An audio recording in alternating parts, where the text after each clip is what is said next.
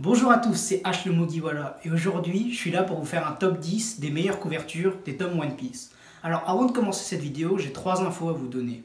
Premièrement, j'ai pris les tomes français. Vous ne verrez pas les couvertures du Japon, sauf exception, un tome ne serait pas sorti. Mais sinon ce sera les couvertures françaises parce que vous pouvez ici trouver que les couvertures françaises. Vous pouvez trouver les tomes japonais chez des vendeurs spécialisés, mais globalement pour la plupart du monde, enfin voilà. Deuxième chose, cette vidéo contient forcément des spoilers, parce que vous montrer une couverture, c'est vous montrer forcément des personnages, c'est vous montrer des événements, un contexte, donc de toute manière, c'est du spoil. Si vous n'êtes pas intéressé, vous pouvez passer votre chemin et regarder les autres vidéos. Troisième chose, ce top est totalement personnel, vous pouvez ne pas être d'accord ou être d'accord. J'essaie d'être le plus objectif possible, forcément vu que j'ai l'œuvre, je suis à jour, j'ai choisi forcément en fonction de certaines préférences. Donc je vais commencer le top. En 10e place, j'ai pris le tome 56. Pourquoi ce tome-là? Parce que j'ai trouvé qu'il avait de belles couleurs. Les personnages dessus sont intéressants, moi je les apprécie beaucoup. On a Crocodile, on a Luffy, Jinbei, Ivankov, Inazuma et Mr. One. Donc c'est un beau moment dans le manga personnellement que j'ai très apprécié. Et la couverture est belle aussi, je trouvais qu'il méritait la 10e place. Pour la 9e place, j'ai pris le tome 62, donc ne le possédant pas encore, je vous mettrai une image ici. Pourquoi j'ai pris celui-là? Ce qui est spécial, c'est que la couverture est vraiment belle. Certes, on ne voit à peu près que Luffy dans les Mugiwara, on voit Kemi, l'image est quand même super belle. Et elle méritait d'être dans mon top, parce que sinon après j'ai trop pris en fonction des personnages, vous voyez, il fallait que je fasse un top un peu objectif. Donc j'ai pris celle-là en 9e place, parce qu'elle méritait pas d'être plus haut, mais elle est vraiment belle la couverture, je l'ai vue en vrai et... elle est vraiment magnifique, les détails sont super beaux, on voit beaucoup de personnages, les couleurs sont bien mises et vous voyez c'est l'île des hommes poissons avec les sirènes, donc ça fait un peu rêver, donc je trouvais qu'elle méritait sa 9e place. Pour la 8e place, j'ai pris le tome 60. Alors pourquoi ce tome? Je pense que la réponse vient d'elle-même. Nous avons que des personnages mythiques. Nous avons un trio Ace, Sabo, Luffy qui est clairement mythique. On a Makino, on a Dandan qui a joué un grand rôle, le fait de les élever. On a l'homme le plus recherché par le gouvernement, donc ce n'est pas rien. Et on a le roi sombre. La couleur est belle, les personnages sont beaux. En plus, on a Luffy avec le vivre-carte de Rayleigh, donc c'est un moment assez complexe, c'est un moment de mise en question. Vous avez un flashback qui est trop bien avec les trois quand ils étaient enfants. Donc ce tome mérite totalement sa place pour moi dans le top 10.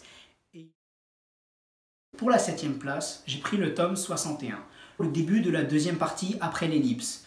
Donc pourquoi j'ai pris celui-là? Parce qu'on voit tous les Mugiwara ensemble, ça fait du bien, après 2 ans. Ils sont dans une ambiance plutôt joyeuse sur la couverture, ils sont prêts pour de nouvelles aventures parce qu'ils se manquaient tous, ils sont tous ensemble.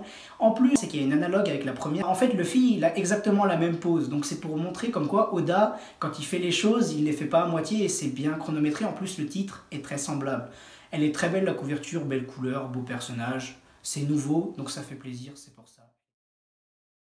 Pour la 6e place, nous avons le tome 51 avec les 11 supernovae, donc personnages qui sont arrivés sur l'archipel Sabaody en même temps avec une prime de plus de 100 millions. Donc vous voyez que c'est la pire génération, c'est vraiment des personnages qui ont un grand rôle à jouer dans One Piece. Ils sont importants, ils sont charismatiques, vous avez Law, vous avez Eustace Kid, vous avez Urouge, enfin Urouge il n'est pas le plus important mais c'est le premier qui m'est venu, vous avez Hawkins, vous avez Apu, vous avez Bonnie, enfin c'est des personnages qui ont un rôle dans One Piece, certains ont un rôle encore mystérieux comme Drake par exemple. 11 personnages aussi importants comme ça sur une couverture, je pense qu'on risque pas de voir ça d'ici longtemps. Là je l'ai mis 6e parce que je trouvais que c'était un bon classement et elle est belle la couverture quand même. Pour la 5e place, j'ai choisi ce tome là, vous avez Luffy et Eustace, leur duo est mythique à Wano.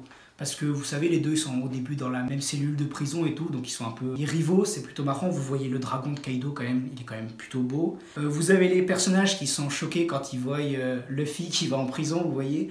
Donc la couverture est belle, elle a de belles couleurs, elle représente bien le moment parce que tous les antagonistes, enfin les personnages principaux sont là. Vous avez même la grande courtisane Komurasaki.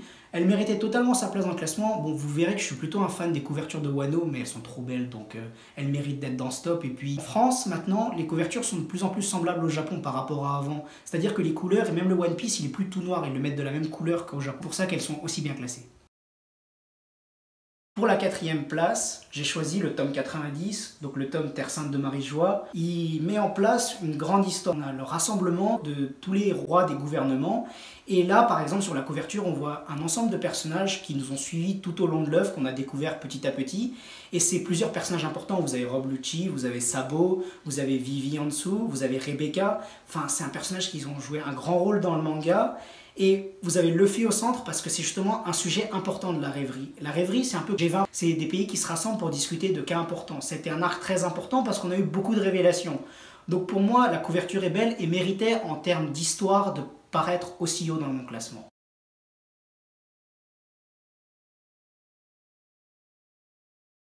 Nous arrivons enfin sur le podium, la 3e place. Battement de tambour, quel est le tome qui est désigné? C'est le 95. Voilà les 4 Yonko. Les 4 Yonko, c'est la puissance dans One Piece. Vous avez Luffy au centre, vous avez Chopper et vous avez Brook. Les 3 personnages sont plutôt marrants, donc c'est cool qu'ils soient ensemble. Et le fait que vous ayez les 4 Yonko autour, c'est monstrueux. La couleur est belle et les 4 Yonko, vous voyez, vous sentez dans la couverture qu'il y a de la puissance déjà. Vous voyez les 4, ils ont un air sérieux. Ils font peur, vous voyez, genre même Shanks il est sérieux, Big Mom, vous croyez, il a envie de vous bouffer, Kaido, il a envie de vous défoncer, et vous voyez Barbe Noire, le petit traître.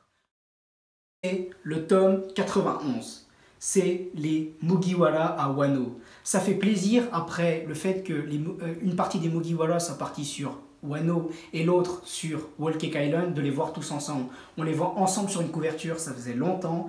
Ils sont en tenue japonaise, en kimono. C'est super beau, les couleurs sont super belles, cette couverture est juste waouh. Donc à 2e place, sans hésiter.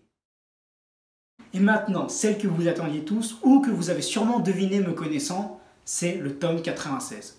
Bien sûr, il n'est pas encore sorti en France comme le tome 95, donc j'ai pris la couverture japonaise, mais elle est vraiment trop belle. Vous avez Roger, Barbe Blanche, Luffy, Oden sur une même couverture. C'est incroyable, on n'aurait jamais imaginé voir ces personnages ensemble. Le contenu du tome est mythique.